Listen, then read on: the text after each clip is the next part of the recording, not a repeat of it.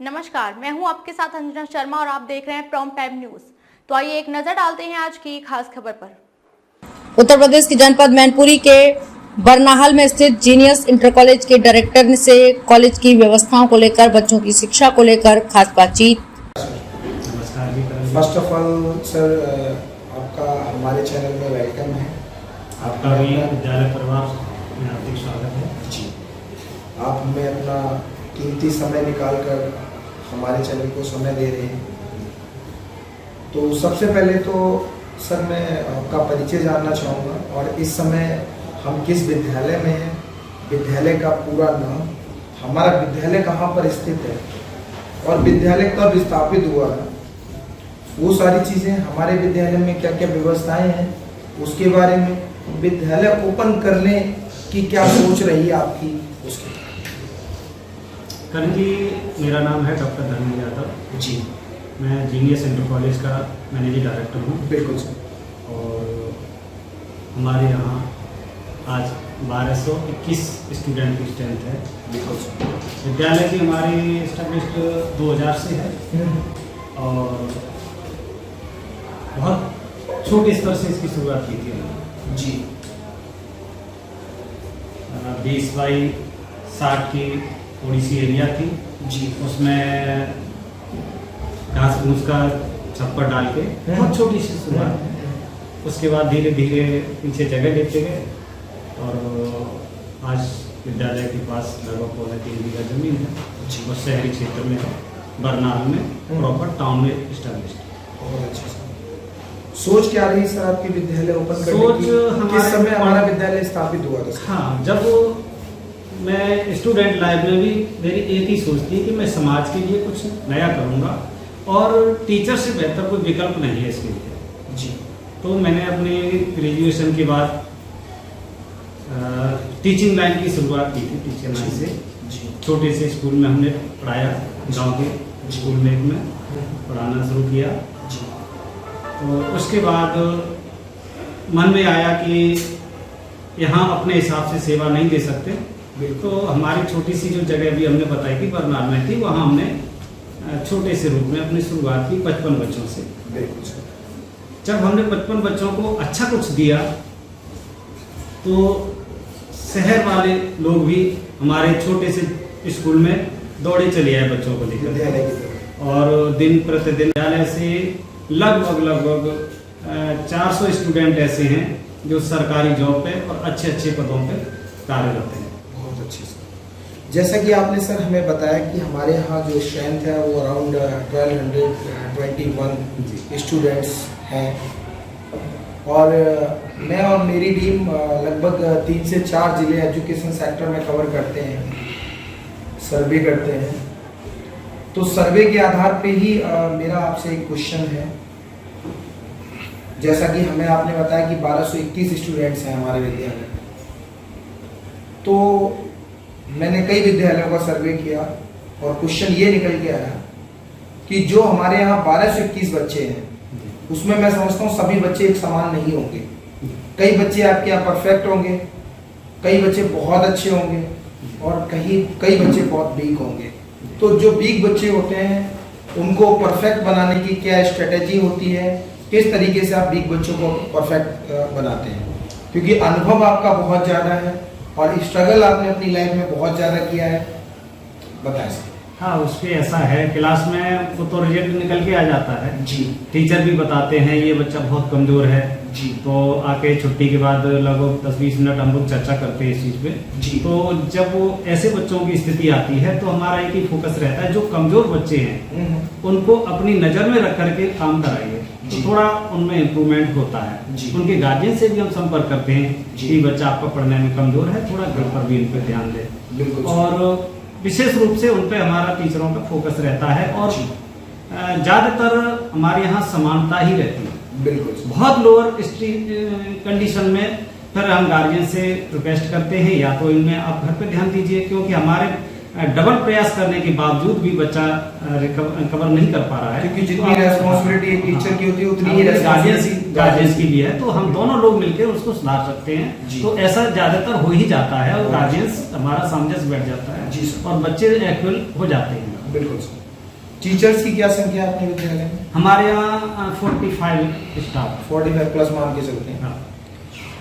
सर्वे के आधार पे ही मेरा दूसरा सवाल है आपसे, जैसा कि आपने हमें बताया 45 प्लस टीचर्स हैं आपके यहाँ। हमारे देश में, क्या मैं समझता हूँ सभी कंट्रीज में एक बहुत बड़ी त्रासदी आई हुई थी, और उस त्रासदी से मैं समझता हूँ बहुत सारी क्राइसिस फेस किए, खासकर मैनेजमेंट ऑनरों ने, और बच्चों की शिक्षा पर भी बहुत बड़ा प्रभाव पड़ा।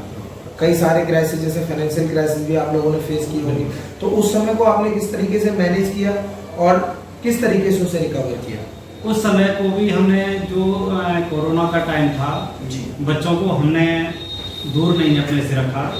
टीचरों की भी हम जूम के माध्यम से मीटिंग करते रहते थे जी, और बच्चों को भी अपने स्कूल एप्लीकेशन के माध्यम से, जूम के माध्यम से बराबर क्लास देते रहे थे जी।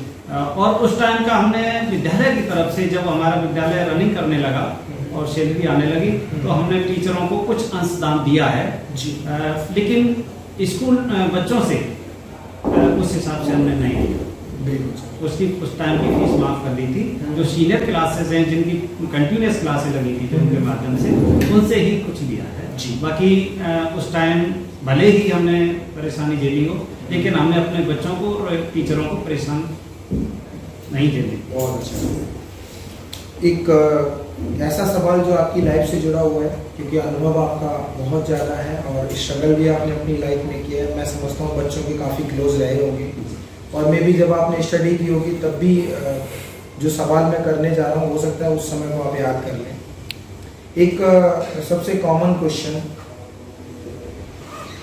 ये है, जैसे मान के चलिए कई बच्चे आपके यहाँ परफेक्ट हैं, बट कहीं ना कहीं उनके अंदर एक डर होता है टीचर से क्वेश्चन पुट अप ना करने का।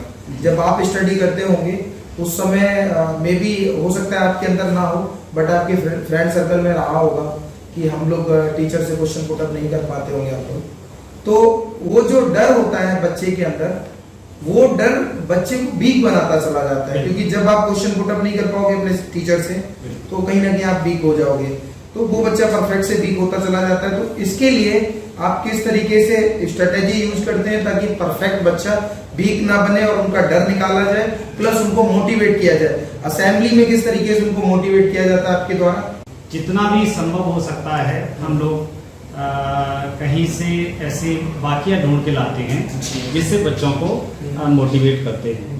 और जहाँ तक आपने भय की बात कही, बहुत अच्छी बात है। हम भी स्टूडेंट लाइफ में टीचर से डरते थे जी। उस टाइम का जमाना अलग था, आज का तो जमाना इतना नहीं रहा, बच्चे नहीं डरते हैं जी। और फिर भी फ्रैंकली रहते हैं बच्चों से। फिर भी कहीं ना कहीं हाँ, कहीं नहीं रहती है। तो आप वो अभी बाहर देखेंगे तो हमारे लेटर बॉक्स टंगा हुआ है जी। यदि बच्चे को कोई प्रॉब्लम है किसी टीचर से, मेरे पास तक नहीं आ सकता, तो आप स्टूडेंट अपनी शिकायत लिख करके उस लेटर बॉक्स में डाल सकता है। उसके माध्यम से हम उसकी समस्या का समाधान करते हैं। हालांकि जब से लेटर बॉक्स टंगाया अभी तक कोई कंप्लेंट नहीं आई बच्चों की, ज्यादातर निवारण हो ही जाती है हमारे माध्यम से। लेकिन फिर भी बच्चों से मॉर्निंग असेंबली में हम बोल देते हैं कि भाई आपको कोई भी समस्या है टीचर से रिलेटेड, विद्यालय से रिलेटेड या आपकी सुविधाओं से रिलेटेड, आप अपनी समस्या लिखकर लेटर बॉक्स में डाल सकते हैं। हमारे पीसी रो में कई सारे विद्यालय हैं और कंपटीशन का टाइम है, कॉम्पिटिटर बहुत ज्यादा है। तो हमारे विद्यालय में ऐसा क्या यूनिक है जो गार्जियंस अपने बच्चों की एडमिशन हमारे विद्यालय में करें? हमारी शुरू से एक सोच रही है नया करने की जी। तो हम कुछ न कुछ बच्चों के लिए, बच्चों के हित के लिए नया करते रहते हैं। आज विद्यालय को देखा जाए तो पूरी तरह से एक मॉडर्न और हाईटेक कह सकते हैं जी सर। क्योंकि हमारे यहाँ उस टाइप का है विद्यालय का। हाँ, 2010 में हमारे यहाँ सीसीटीवी कैमरास थे और 2012 में हमारे यहाँ स्मार्ट क्लासेस थी और स्कूल ऐप हमारे यहाँ 2014 से चल रहा है जी। स्कूल ऐप के माध्यम से स्टूडेंट गाड़ी की लोकेशन भी देख सकता है, ज़्यादा वेट नहीं करना है। ऐप के माध्यम से गार्जियन बच्चे के मार्क्स, होमवर्क भी चेक कर सकता है। ऐप के माध्यम से गार्जियन फीस भी डिपॉजिट कर सकता है। यानी ऑल इन वन हमारा ऐप है बहुत अच्छा, मतलब और वो proper तरीके से 2014 से digital चल कर रहा है। दिया हाँ, आपके विद्यालय यदि गार्जियंस को हमारे विद्यालय में बिल्कुल भी आने की जरूरत नहीं है, आए उसका स्वागत है, बहुत अच्छी बात है, हम बुलाते भी हैं, जी। लेकिन उन्हें शाम को 10 मिनट स्कूल ऐप को खोल के देख लें बच्चे को क्या होमवर्क मिला है, जी। क्या क्लास वर्क मिला है, जी। उसके माध्यम से बच्चे को चेक कर सकते जी। हैं। सारा सब कुछ ऑनलाइन है, जी। कैमरा लगे हुए हैं, जी।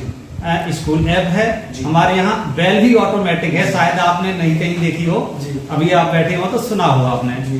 बेल भी 1 सेकंड ऊपर नीचे नहीं हो सकती, ऑटोमेटिक बेल है। ये हमारे यहाँ टोटल स्कूल हाईटेक जी, इस तो तरह कहीं से ना कहीं कैसे? बहुत अच्छी पहल है सर आपकी, प्रॉपर डिजिटल है आप। प्रॉपर्ली जी, बहुत बढ़िया सर। अच्छा सर, जैसे जो मैंने आपका इंटरव्यू किया है ये लगभग 10 से 15 किलोमीटर की रेंज में सर्कुलेट होगा, अच्छी बात। और इसमें कई गार्जियंस के मिलने वाले या जो भी इस रूरल एरिया में लोग रहते हैं वो आपको कांटेक्ट कर सकते हैं। तो उसके लिए एक बार विद्यालय का पूरा नाम, पूरा एड्रेस और एक कांटेक्ट नंबर आप कंफर्म कर दीजिए सर। विद्यालय का नाम जीनियस इंटर कॉलेज है, जी बरनाल प्रॉपर में स्थित है। जी और जीनियस वैसे में बरनाल और लगभग आसपास में खुद में एक ब्रांड बन चुका है। बिल्कुल सर। और हमारा स्कूल ऑफिस का नंबर है, उस पर कॉन्टेक्ट कर सकते हैं। Please. मेरा भी नंबर है जी, बता मेरा दीजिए नंबर सर। है 9458 700 600 प्लीज अगेन रिपीट करिए sir. 9458 700 600। Okay, thank you so much sir, आपने हमें अपना वैल्यूएबल टाइम दिया। नमस्कार, धन्यवाद। नमस्कार। खबरों में अब तक के लिए बस इतना ही। फिर होगी आपसे मुलाकात कुछ ऐसी ही खास खबरों के साथ। तब तक के लिए नमस्कार और देखते रहिए प्रॉम्प्ट टाइम न्यूज।